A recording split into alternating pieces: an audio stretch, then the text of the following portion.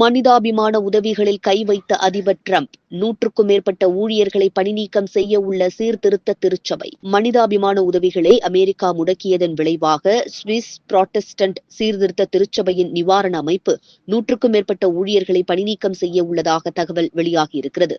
இந்த ஊழியர்கள் Ukraine, Ethiopia மற்றும் காங்கோ ஜனநாயக குடியரசு ஆகிய நாடுகளில் அமெரிக்கா நிதி உதவியுடன் கூடிய திட்டங்களுக்காக பணியமர்த்தப்பட்டவர்கள். இந்த திட்டங்களைத்தான் அதிபர் டொனால்ட் ட்ரம்ப் அகற்றப்படும் என தெரிவித்திருக்கிறார்.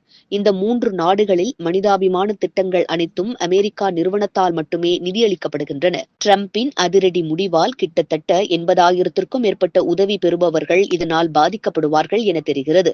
இதன் மூலம் உணவு, குடிநீர் மற்றும் சுகாதார பணிகள் பாதிக்கப்படும். சர்வதேச மேம்பாட்டுக்கான அமெரிக்க நிறுவனம் முடக்கியதால் CHF 7.5 மில்லியன் பற்றாக்குறை ஏற்படும்.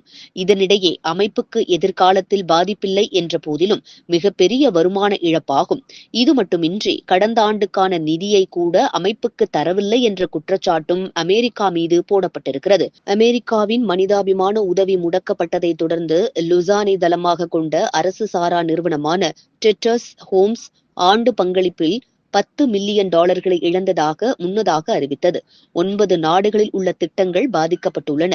மேலும் சுமார் 1.5 மில்லியன் பயனாளிகள் முக்கிய ஆதரவை இழப்பார்கள் என்று குழந்தைகள் உதவி அமைப்பு தெரிவித்துள்ளது.